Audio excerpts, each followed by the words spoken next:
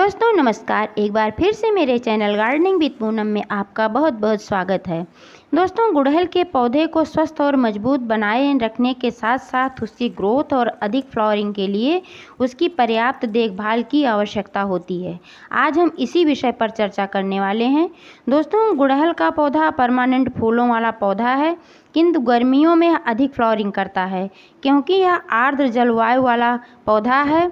गुड़हल के पौधे को कम से कम 5-6 घंटे की धूप की आवश्यकता होती है, इसलिए इसे आप ऐसे स्थान पर रखें जहां फुल सनलाइट आती हो और खुली हवा मिलती रहे। अगर आप इसे छायादार स्थान पर रखेंगे तो कितना भी खाद देंगे, कितना भी देखभाल करेंगे, फ्लावरिंग नहीं होगी। इसलिए इसे बालकनी, टेरेस या गार्डन में धूप वाले स्थान पर ही लगाएं। गमले में जलभराव नहीं होना चाहिए। जल निकासी वाली मिट्टी ही यूज करनी चाहिए क्योंकि जल भराव होने पर जड़ें सड़ जाती हैं और पौधा नष्ट हो जाता है। इसके लिए दोमट मिट्टी परफेक्ट होती है। इसकी मिट्टी का पीएच लेवल 5.5 से 6.5 के बीच में ही होना चाहिए। पॉटिंग मिक्स बनाते समय जैविक खाद जैसे गोबर की खाद, कोकोपीट, वर्मी कंपोस्ट और किचन वेस्ट खाद का इस्तेमाल कर सकते हैं। अगर आप घर पर पॉटिंग मिक्स नहीं तैयार कर सकते हैं तो आप रेडीमेड पॉटिंग मिक्स भी इस्तेमाल कर सकते हैं। दोस्तों, अधिक गर्मी पड़ने पर आप गमले की मिट्टी के आसपास घास फूस बिछा सकते हैं, सूखा हुआ पुआल बिछा सकते हैं जिससे पौधे में नमी बनी रहती है। यह फार्मूला आप सर्दियों में भी अपना सकते हैं। इससे पौधे की मिट्टी में गर्माहट बनी रहती है और फ्लावरिंग होती रहती है।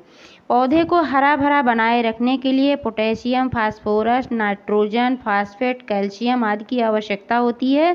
इसके लिए आप गोबर की खाद दे सकते हैं। ग्रोथ और फ्लावरिंग के दौरान अगर आप घुलनशील लिक्विड फर्टिलाइज़र पौधे को देंगे तो आसानी से मिट्टी में घुल जाएगी और कम समय में पौधों पर अपना असर दिखाना शुरू कर देगा। अगर आप चाहें तो इस सूखे हुए गोबर को पानी में घोलकर पौधे में डाल सकते हैं क्योंकि गोबर में ये सारे तत्व मौजूद होते हैं जो कि पौधे को हरा भरा बनाए रखने के लिए, इसकी ग्रोथ के लिए, फ्लावरिंग के लिए आवश्यक होता है। ये मेरा हाइब्रिड गुड़हल का पौधा है। इसकी कटिंग मैंने 1 महीना पहले लगाया था और कटिंग लगाते समय मिट्टी में मैंने मिलाया था गोबर की खाद और आप देख सकते हैं कि इसकी ग्रोथ कितनी अच्छी हुई है।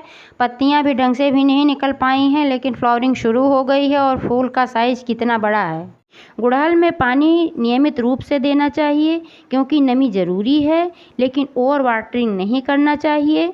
गुड़हल गर्म जलवायु पसंद करता है, इसलिए इसे बहुत ठंडा पानी नहीं देना चाहिए। इसे तुरंत का नल से निकला हुआ ताज़ा पानी ही देना चाहिए। गमले की मिट्टी चेक कर लेना चाहिए। जब लगे कि मिट्टी 1 इंच तक ड्राई हो रही है तभी पानी देना चाहिए।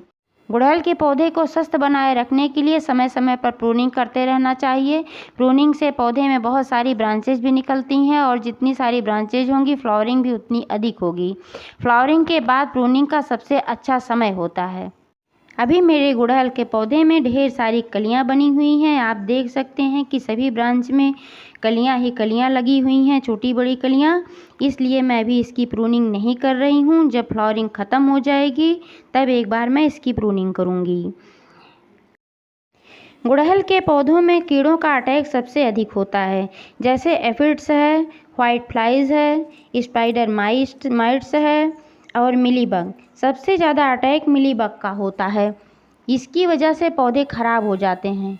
इसके लिए नीम तेल और साबुन का घोल इस्तेमाल कर सकते हैं। दोस्तों, जानकारी कैसी लगी कमेंट करके अवश्य बताइएगा। वीडियो अगर पसंद आया हो तो लाइक और शेयर कीजिएगा और अभी तक चैनल को सब्सक्राइब नहीं किया है तो प्लीज़ चैनल को भी सब्सक्राइब कीजिएगा। फिर मिलते हैं एक नए वीडियो के साथ, तब तक के लिए बाय बाय।